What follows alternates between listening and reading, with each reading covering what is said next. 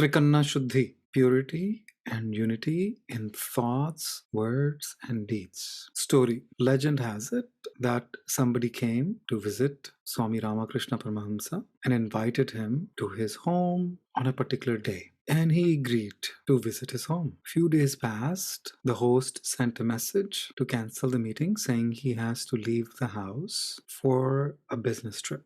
Fast forward, the day of the meeting came. Swami Ramakrishna Paramahamsa set out to visit the host family. His followers were surprised and reminded him that the host had sent the message canceling the meeting because of some business trip. He still set out to visit the person's home. And when he reached the host's home, he turned around, came back. During the evening time, they had powwow. The followers asked the master, why did he visit the person's home even though he knew that he's not there? The master said, I did not go for him. I went for myself because I gave my word to him that I will visit his house on a particular day and time. This was an extreme example of Trikarna Shuddhi, unity and purity and thought, word, and deed. When we think, we speak, and we act in unity, there is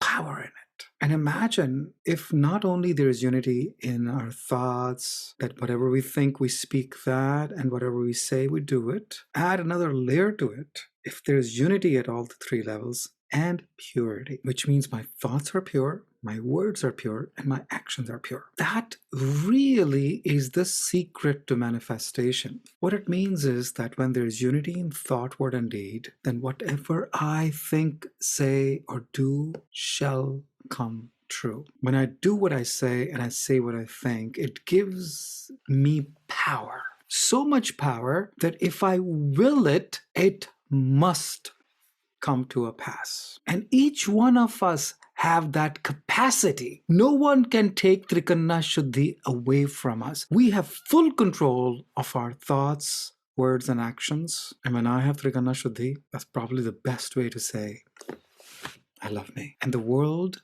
needs more people with Trikarna Shuddhi. This world will change very quickly for good, for the better, when we and our children have purity and unity in thoughts, words, and deeds. Remember, it's a full freedom to choose what we think, what we speak, and what we do, as long as they are in unison and there is purity in it.